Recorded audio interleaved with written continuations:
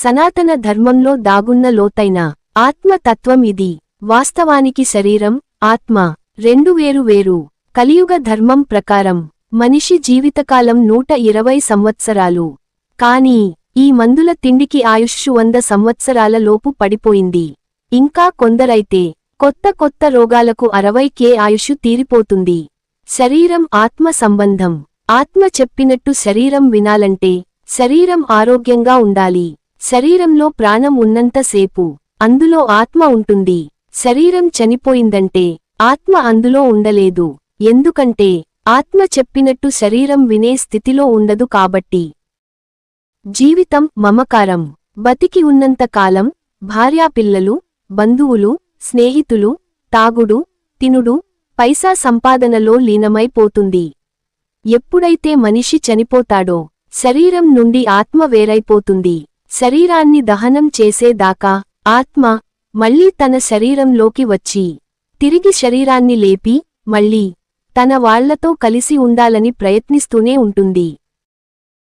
పాడె కట్టి శరీరాన్ని ఎత్తుకుపోయేటప్పుడు శ్మశానానికి కొద్ది దూరంలో దాన్ని దింపి చిన్న ముల్లెలో కట్టిన బియ్యాన్ని విప్పి కింద పోస్తారు.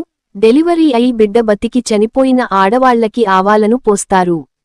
ఎందుకంటే శరీరాన్ని కాల్చిన తర్వాత కూడా ఇంటి మీద, తన వాళ్ల మీద ఇష్టంతో ఆత్మ ఇంటికి రావాలంటే శరీరం మీద చల్లిన ప్యాలాలను, ఈ బియ్యాన్ని పూర్తిగా ఒక్కో గింజను లెక్కించిన తర్వాతనే ఆత్మకి తన వాళ్లను చూడడానికి అనుమతి దొరుకుతుంది.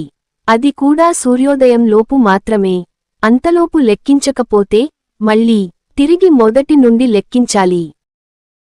శరీరాన్ని చితి మీద పెట్టి కుండలో నీరు పోసి దానికి రంధ్రాలు చేసి చుట్టూ తిరుగుతారు.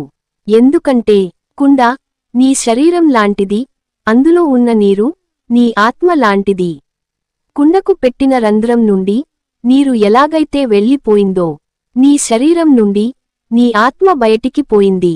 కుండను కింద పడేసి పగలగొడతాం అంటే ఇప్పుడు నీ శరీరాన్ని కాల్చేస్తాము, ఇంకా నీకు ఈ శరీరం ఉండదు, నువ్వు వెళ్ళిపో అని ఆత్మకు మనమిచ్చే సంకేతం. ఇది ఒక గాఢమైన సంకేతం. హిందూ సాంప్రదాయంలో చేసే ప్రతి పనికి ఓ అర్థం దాగి ఉంటుంది. ఇప్పుడు నీ శరీరాన్ని దహనం చేస్తాం, ఇది ఇక నీది కాదు, ఈ శరీరాన్ని వదిలి నీ ప్రయాణాన్ని కొనసాగించు అని ఆత్మకు మనం ఇచ్చే చివరి సంకేతం. కానీ తెలిసిన వారు తెలియని వాళ్లకు చెప్పరు. అదే మన కర్మ.